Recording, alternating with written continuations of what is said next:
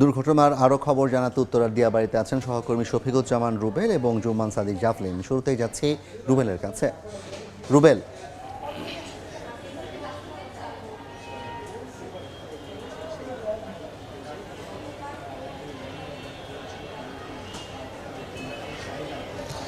উত্তরার দিয়াবাড়ির milestone school and কলেজের যেই বিমান বিধ্বস্তের ঘটনা ঘটেছে, আপনারা ইতিমধ্যেই জানেন যে বিমান বিধ্বস্তের ঘটনায় যে মর্মান্তিক দৃশ্যপট তৈরি হয়েছে, সেখানে কিন্তু এখন পর্যন্ত আমরা দেখতে পাচ্ছি যে উদ্ধার তৎপরতা চলছে। ঘটনা ঘটার পর থেকে এখন পর্যন্ত বিভিন্ন হসপিটালে 1.5 শতাধিক আহতদের উদ্ধার করে অ্যাডমিট করা হয়েছে, 19 জনের মতো নিহত হয়েছেন। এখন পর্যন্ত কিন্তু সেই স্থানটিতে উদ্ধারকারীরা যারা রয়েছেন তারা রয়েছেন, কেননা বিমানের যেই ধ্বংসস্তূপ বাকি অংশ, সেই অংশটুকু উদ্ধারের কাজ চলছে। আমি এই মুহূর্তে ঠিক সেই মাইলস্টোন স্কুল অ্যান্ড কলেজের ঠিক পাশে একটি ভবনের উঁচুতে রয়েছি। সেখান থেকে আপনাদের দেখানোর চেষ্টা করছি যে আইনশৃঙ্খলা বাহিনী তারা উদ্ধার তৎপরতার পাশাপাশি তাদের কাজকে আরও সহজ করার জন্য যেই উৎসুক জনতার ভিড়, সেই ভিড়টিকে নিয়ন্ত্রণ করার কাজ কিন্তু আমরা সারাদিন লক্ষ্য করেছি।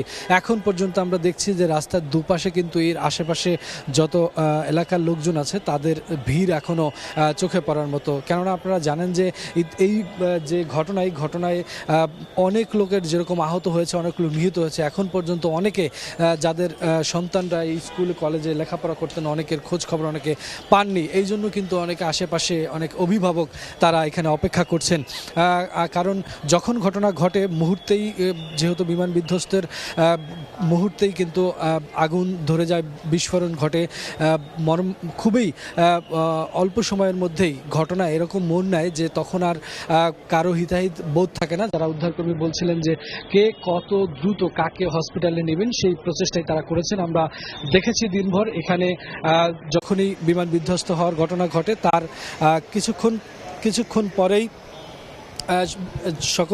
সকল বাহিনী, সেনাবাহিনী, বিমান বাহিনী এবং ফায়ার সার্ভিসের কর্মীরা তারা কিন্তু এখানে এসে উদ্ধার তৎপরতা চালায়। কিছুক্ষণ পরেই বিমানের ধ্বংসস্তূপ তা কিন্তু এখান থেকে নিয়ে যাওয়া হবে, সেই প্রস্তুতি চলছে। তো সব মিলিয়ে দিয়াবাড়ির মাইলস্টোন স্কুল অ্যান্ড কলেজের সামনে থেকে এই ছিল এই মুহূর্তে।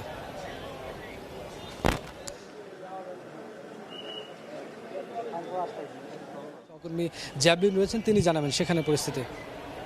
উদ্ধার কাজের যে এখন অবস্থা সেটি একেবারেই শেষ পর্যায়ে, অর্থাৎ যেখানে ঘটনাস্থলে আমরা ভেতরে ছিলাম কিছুক্ষণ আগেও, সেখানে আমরা কিন্তু দেখছিলাম যে ক্রেন এবং যে এক্সক্যাভেটর সহ অন্যান্য যে উদ্ধারের ভারী যন্ত্রপাতি ছিল সেগুলো কিন্তু এই বিমানের ধ্বংসাবশেষগুলো টুকরো টুকরো অবস্থায় সেগুলো সংগ্রহ করে ডাম্প ট্রাকের উপরে তোলা হলো এবং তারপরে এই ক্রেনগুলো গুছিয়ে ফেলা হয়েছে।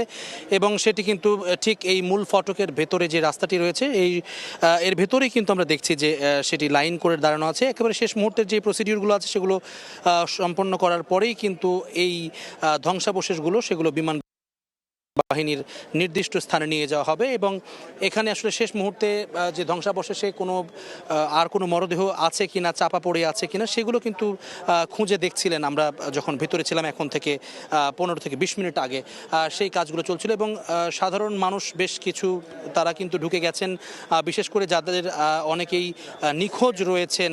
আমরা দুজনকে পেয়েছি এমন তারা তাদের স্বজনকে খুঁজবার জন্য এসেছেন। এর মধ্যে একজন ছিলেন যিনি তার মেয়েকে স্কুলে নিতে এসেছিলেন, তার মেয়ের সন্ধান পাওয়া গেছে, তবে মা যিনি এসেছিলেন তাকে কিন্তু পাওয়া যাচ্ছে না।